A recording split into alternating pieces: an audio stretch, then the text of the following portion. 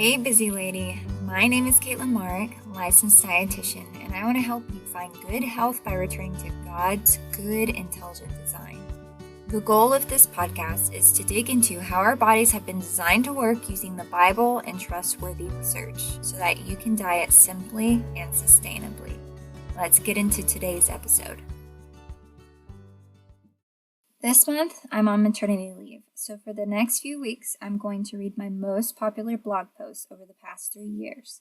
The second most popular post I've written and will be reading in this episode is titled, Think You're Gluten Sensitive? You'll want to read this first. Let's get reading. The more studies that are done, the deeper we realize the problem with gluten is complex. Gluten sensitivity is simply the manifestation of a much deeper imbalance. The spectrum of being gluten sensitive ranges from celiac disease, where the body is attacking itself when gluten is eaten, to developing health annoyances like diarrhea or other digestive issues when gluten is eaten. Since we are seeing a growing number of people who can't tolerate eating gluten-full foods, we need to get to the bottom of what's going wrong. Why are gluten products causing problems but not rice or quinoa? What makes gluten so special? In this article, here's what we're going to cover.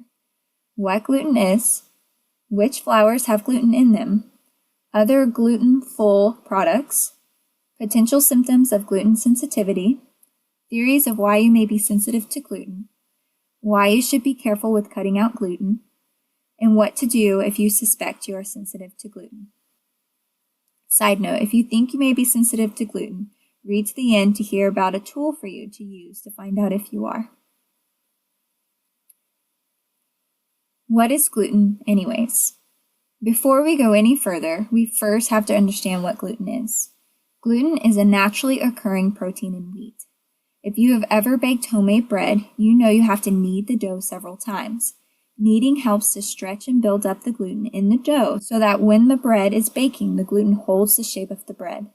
If you've had sourdough bread before, you can thank gluten for that tasty golden crust. Since gluten is a protein, it is considered to be a nutrient. For those of you who know what a protein is, bear with me for a sec. For those who don't know, you can think of a protein as a bunch of connected Legos. Each Lego is an amino acid that pairs up with different amino acids to make a protein. When we eat proteins, our bodies break down the proteins into amino acids so that the amino acids can help build muscles, skin, bone, parts of our blood, hormones, and even vitamins. Very similar to how Legos build up many things, amino acids build up many things in our bodies. Gluten's amino acids are not excluded from these roles. Wheat, the source of gluten, has many other nutrients like B vitamins, which are the vitamins commonly associated with energy, minerals like calcium, potassium, phosphorus, a little bit of healthy fat, and fiber if you eat whole wheat. Too many flours. Which one's which? If you buy whole wheat flour at the store, you're getting the whole wheat grounded up. If you buy flour that is partially wheat, the fibrous outer layer of the wheat grain has been removed. This is because the fiber in whole wheat makes baking items more dry and crumbly. All-purpose flour, an example of partial wheat flour. Also, if your flour says bleached on the label, then it has been bleached white with some kind of chemical agent. If it says unbleached flour, it has been bleached naturally and will have a yellow tint to it. The reason why flour was bleached in the first place was for marketing purposes. White flour is more appealing to customers than yellowy or brown flour. Lastly, you will also see variations of types of flours from bread flour to cake or pastry flour. The differences here are in the amount of gluten present in the flour. Bread flours have a lot of gluten present because the gluten has to be strong to keep the shape of baked bread. Pastry and cake flours have the least amount of gluten in them because pastries and cakes are more delicate and fine. Too much gluten in the flour will make these delicacies more dense and hard instead of light and fluffy. Enough gluten to go around. Flour is not the only product that has gluten. There are several other products that contain gluten naturally. This includes barley, which also means beer, rye, triticale, farro, malt, heard of a malted milkshake, brewer's yeast, wheat starch, semolina, and durum, used to make pasta and noodles. Other products that use gluten as an additive for thickening include sauces like soy sauce and gravies. Oats are not made with gluten, but they may be contaminated with gluten because many who process oats also process gluten cereals. Consider oats to have gluten unless the package specifically says gluten-free. If you're curious about all the foods that may have gluten, check out the Celiac Disease Foundation's list of gluten-containing foods. Link in the post. The rising problem with gluten. One of the reasons why a gluten-free diet is trending today is because more and more people believe they are sensitive to gluten. Symptoms of gluten sensitivity are said to be diarrhea, constipation, bloating, abdominal pain, nausea, headaches, foggy mind, rashes or eczema, inflamed skin, anxiety, depression, tiredness, arm and or leg numbness, muscle and or joint pain. As you can see, most of the symptoms above are symptoms that cannot be measured directly, and many times gluten sensitivity is self-diagnosed. This is a tricky area because of two things. One, there could be something else in someone's diet that could be causing their symptoms. Two, the mind is a powerful organ where if you truly believe something, your mind can make it seem real. This is what we call the placebo effect. So there are those who are 100% right about their sensitivity to gluten, and those who may not actually be sensitive to gluten. Instead, they may actually be sensitive to something else in wheat or their diet. Why you might be gluten sensitive. There are a bunch of theories right now of why there is a growing problem with gluten. Unfortunately, none of the theories have been clearly proven yet. This might be because there are multiple causes of gluten sensitivities, or because we don't quite understand yet what's going on. Here are a few of the potential causes of gluten sensitivities. Theory 1. The use of the herbicide Roundup on crops has risen over the past 40 years. There is an active ingredient in Roundup, glyphosate, that may be blocking gluten from doing what it needs to do to be digested well. As a result, an intolerance to gluten is developed. Theory 2. Glyphosate may also be destroying your good gut bacteria. And as we talked about before, your gut bacteria is essential to being healthy. So, after many attacks by antibiotics, stress, and chemicals like Roundup in your diet, your good gut bacteria weakens. As your bacteria weakens, gluten can be taken in by your body before it's fully broken down. This causes your immune system to label gluten as a bad guy and will attack it every time you eat gluten. Theory 3. Wheat is highly processed to make white flour. During processing, many components of wheat are removed, and then some are added back to make better flour for baking and cooking. This processing makes flour imbalanced in nutrients and much different than its natural form. As a result, our body doesn't recognize processed flour as wheat anymore, so it reacts every time you eat it. Theory 4. To make bread products with flour, you normally have to ferment the bread dough with yeast for 12 to 24 hours.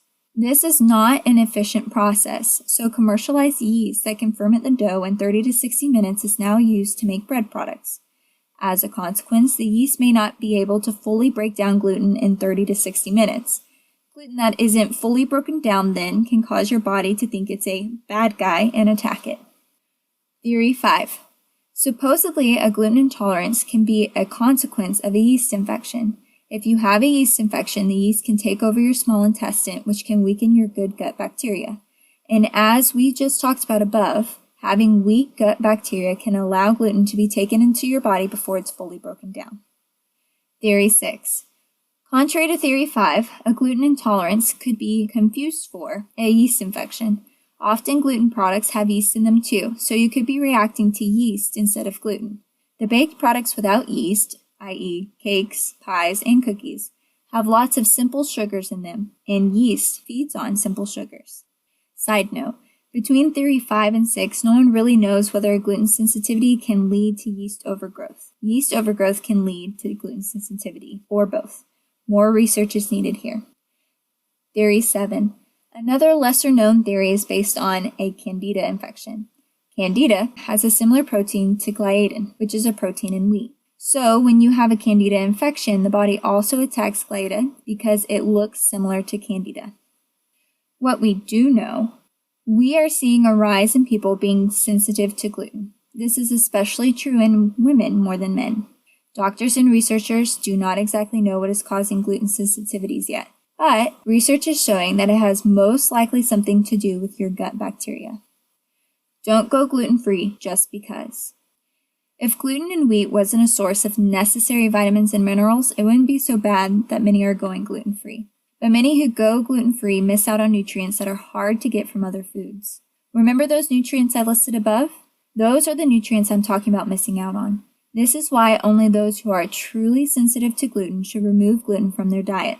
If you do remove gluten, you will need to plan ahead to make sure you are eating other sources of B vitamins and minerals. Not getting enough of these nutrients may be causing problems too. If you need help finding a list of foods with these nutrients, feel free to jump over to the contact page on my blog and shoot me an email. Are you affected by gluten? Since there's a rise in gluten sensitivity, you may want to know for yourself if you're affected by gluten. So I've put together a gluten email challenge that you can do to see if your body responds negatively to gluten. Okay, now I'm breaking off from what I've written in the blog posts and putting some commentary in. I do have a gluten email challenge that is still set up. If you want to join the challenge, then click the link in the show notes to go to this blog post article, and you can join there. If you think that you are sensitive to gluten and want to find out, it walks you through a similar to an elimination diet. I do recommend that you scroll down to the end of this post and read the section titled, Are You Affected by Gluten? Kind of explains what to expect to help you really understand and figure out if gluten is causing your problems or not. Hey friend, real quick, if you enjoyed this episode, then I think you would also enjoy our free private community. Head over to community.yourplatewithkate.com, link in the show notes, to learn more about our free private community. See you in the next episode.